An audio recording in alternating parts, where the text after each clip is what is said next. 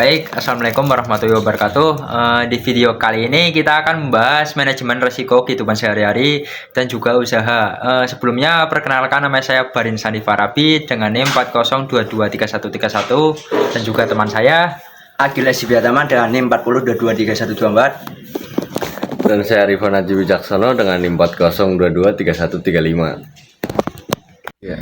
Baik, dalam video kali ini kita akan membahas manajemen risiko.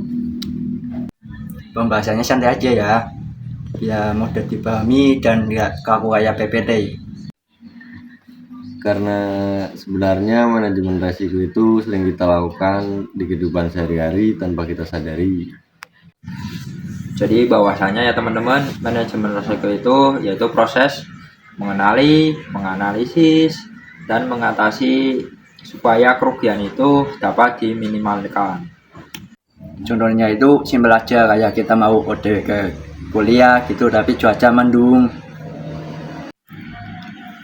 Nah, karena kita takut hujan, jadi kita bawa jas hujan atau payung. Itu udah termasuk mengelola risiko.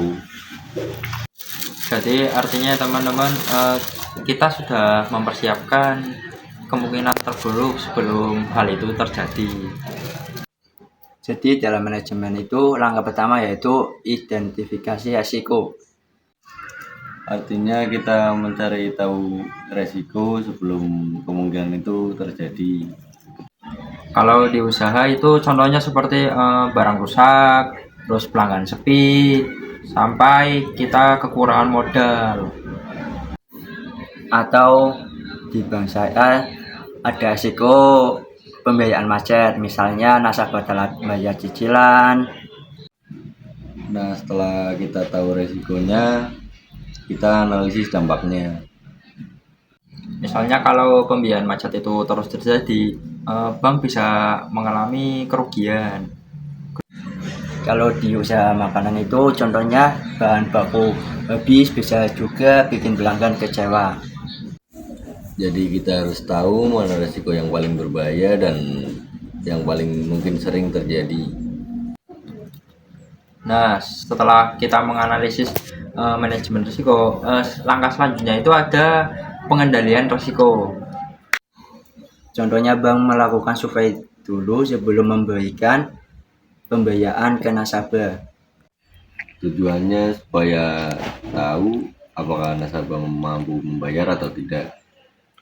Contoh lainnya, kalau di usaha kecil bisa mencatat keuangan dengan rapi dan juga menyiapkan dana darurat. Jadi kalau ada masalah mendadak, usaha masih bisa berjalan. Terakhir, resiko harus dipantau dan dievaluasi.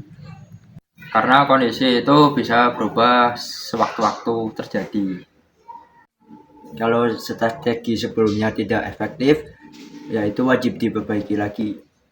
Jadi pada kesimpulannya, manajemen risiko itu sangatlah penting ya teman-teman, agar kita itu bisa menghadapi kemungkinan hal terburuk yang bisa terjadi ke depannya.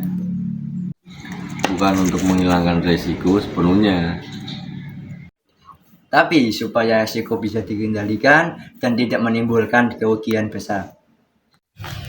Baik, sekian dari kami. Apabila ada tutur kata yang salah, mohon dimaafkan. Wassalamualaikum warahmatullahi wabarakatuh. Waalaikumsalam warahmatullahi wabarakatuh.